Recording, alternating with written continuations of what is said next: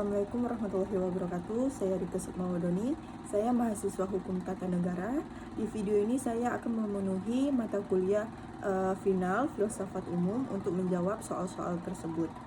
Yang pertama, sebutkan ciri filsafat Islam serta tokoh filsuf Muslim dan jelaskan pengaruh tokoh filsuf Muslim terhadap kebangkitan filsafat Barat.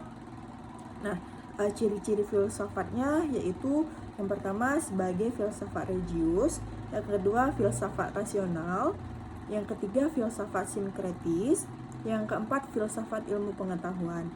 Tokoh-tokoh filsafat Muslim tersebut seperti Al-Kindi, Ar-Razi, Ibnu Rushd, Ibnu Sina, Ibnul Miskawi, Muhammad Iqbal, dan Al-Ghazali.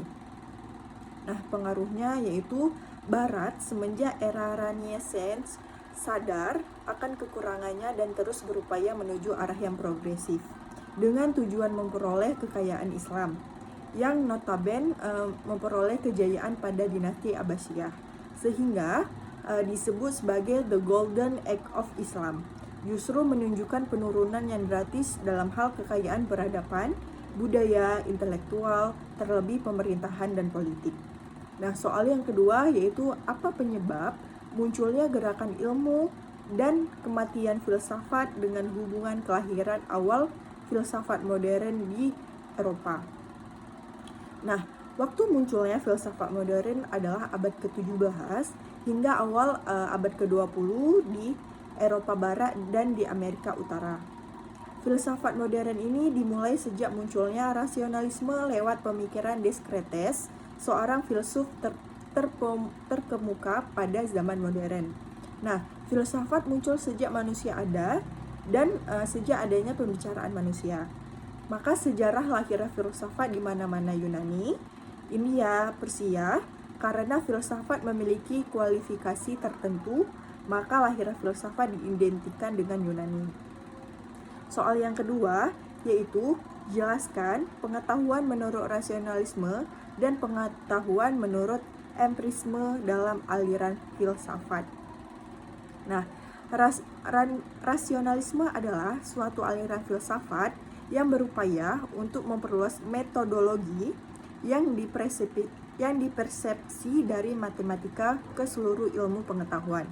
Sementara pada kutub yang lain, empirisme berpandangan bahwa sumber pengetahuan adalah pengalaman indrawi, bukan penalaran bumi. Soal yang keempat, jelaskan maksud teori pengetahuan dan sistem etika Immanuel Kant dalam filsafat. Nah, menurut Kant, etika merupakan doktrin mengenai kewajiban moral yang tidak diturunkan dari hukum ataupun peraturan dari luar. Kewajiban tidak bersifat kodrat, melainkan pencapaian subjek bertindak mengikuti akal budi.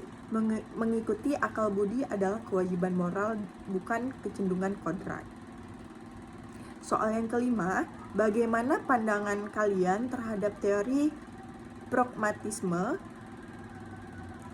J. Dewey terhadap pandangan hidup dan kehidupan kuliah kalian? Nah, menurut saya, pragmatisme berasalkan dari kata Yunani, yaitu pragma yang berarti perbuatan ataupun action. Nah, atau tindakan. Isme itu sendiri berarti aliran atau ajaran ataupun paham. Nah, oleh karena itu, pragmatisme merupakan sebuah paham atau ajaran yang menekankan bahwa pemikiran menuruti tindakan. Nah, pragmatisme sendiri memandang bahwa kriteria kebenaran ajaran adalah faedah atau manfaat suatu teori atau hipotesis dianggap oleh pragmatisme benar apabila membawa hasil. Dengan kata lain, yaitu suatu teori dikatakan benar jika teori tersebut berfungsi. Sekian dari saya. Jika ada kekurangan saya mohon maaf. Saya akhiri. Wabillahi taufiq wal hidayah. Wassalamualaikum warahmatullahi wabarakatuh.